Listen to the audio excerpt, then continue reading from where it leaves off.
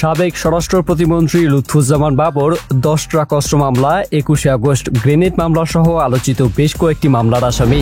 এক যুগেরও বেশি সময় ধরে বিএনপির এই নামকরা নেতা ও সাবেক স্বরাষ্ট্র প্রতিমন্ত্রী কারাগারে আছেন। দীর্ঘদিন ধরে কারাগারে থাকায় তার মুক্তি পাওয়ার আশা ছেড়ে দিয়েছিলেন দলের নেতাকর্মীরা এবং স্বজনেরা।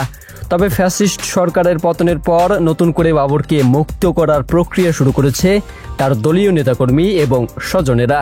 বিএনপির নামকরা সব নেতারাই মামলা থেকে খালাস ও মুক্তি পেলেও সাবেক স্বরাষ্ট্র প্রতিমন্ত্রী লুৎফুজ্জামান বাবরের মুক্তি কবে হচ্ছে তা নিয়ে নেটিজেনদের মনে রয়েছে ধোঁয়াশা। সাতক্ষীরার কলরোয়ায় শেখ হাসিনার গাড়িবহরে হামলার মিথ্যা মামলায় 70 বছরের সাজাপ্রাপ্ত হয়ে দীর্ঘদিন কারাভোগের পর জামিনে মুক্তি পেয়েছেন সাতক্ষীরা 1 আসনের সাবেক এমপি ও বিএনপির কেন্দ্রীয় নেতা হাবিবুল ইসলাম হাবিব। গত 2রা সেপ্টেম্বর হাবিবের মুক্তির পর আবার চাউর হয়েছে লুৎফুজ্জামান বাবরের মুক্তির বিষয়টি।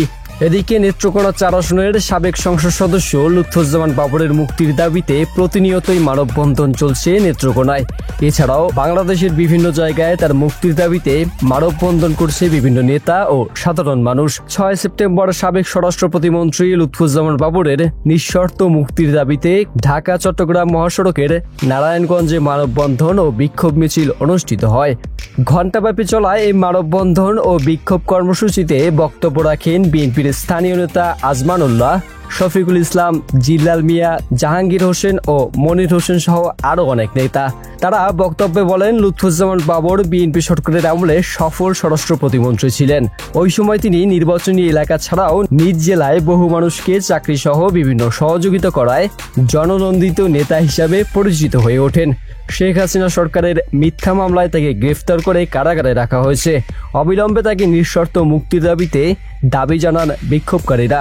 এদিকে শেখ হাসিনার দেশ ত্যাগের পর থেকেই সোশ্যাল মিডিয়ায় বাবরকে নিয়ে আলোচনার ঝড় ওঠে। মূলত 7 সিস্টার্সে বিদ্রোহী দল বানিয়ে ভারতে অস্থিতিশীল পরিস্থিতি সৃষ্টি করতে যাওয়ায় নেটিজেনরা রীতিমতো বাবরকে হিরো বানিয়েছেন।